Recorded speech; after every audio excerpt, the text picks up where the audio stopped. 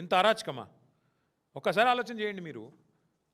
మంత్రి గారి కుమార్తె స్పష్టంగా చెప్తున్నది, కొండా సురేఖమ్మ గారి కుమార్తె, తుపాకీ రేవంత్ రెడ్డే ఇచ్చిండు, వచ్చింది రోహిన్ రెడ్డి, తుపాకీ పెట్టిండు, బెదిరించిండు, మావోడు కూడా అక్కడ ఉంటే ఉన్నాడేమో, మా ఓఎస్డి కూడా ఉంటే ఉన్నాడేమో, కానీ తుపాకీ ఇచ్చింది రేవంత్ రెడ్డి, తుపాకీ పెట్టింది రోహిన్ రెడ్డి, బెదిరించిన మాట వాస్తవం. ఇది మంత్రి గారి కుమార్తె చెప్తున్నది. పోలీసు వాళ్ళు ఏం చెప్తున్నారు?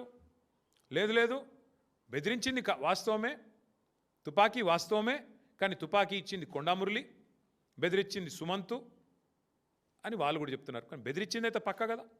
పోలీసోడు చెప్పినా, మంత్రి గారి కుమార్తె చెప్పినా బెదిరించిన మాట వాస్తవం, పారిశ్రామికవేత్త తలకి తుపాకీ పెట్టిన మాట వాస్తవం, అట్లాగే ఇవాళ అవినీతి పర్వం జరుగుతున్న మాట వాస్తవం.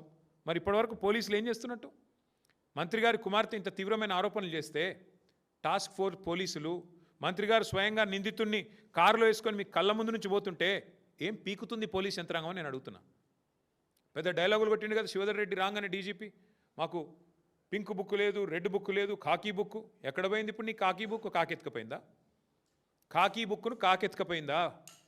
ఎక్కడ పోయినాయి మీ పోలీసు యొక్క దమ్ములు, మీ పోలీసు యొక్క తెలివితేటలు, చాతుర్యాలు ఎక్కడ పోయినాయి? కాంగ్రెస్ కార్యకర్తల కంటే హీనంగా పనిచేస్తూ మా కార్యకర్తల మీద ఒక రీట్వీట్ పెడితేనేమో 20 రోజులు జైల్లో పెట్టిన పోలీసులు ఏం పీకుతున్నారు ఇప్పుడు నేను అడుగుతున్నా. సిగ్గుందా అసలు పోలీస్ యంత్రాంగానికి రాష్ట్రంలో?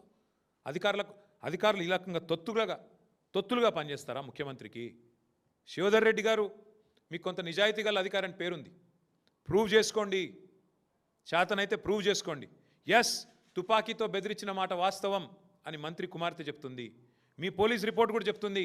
బెదిరించింది ఓఎస్డీ అని మీరు అంటున్నారు, కాదు బెదిరించింది ముఖ్యమంత్రి ఇచ్చిన తుపాకీతో ముఖ్యమంత్రి సన్నిహితుడు రోహిన్ రెడ్డి బెదిరించిండని మంత్రి గారి కుమార్తె చెప్తుంది.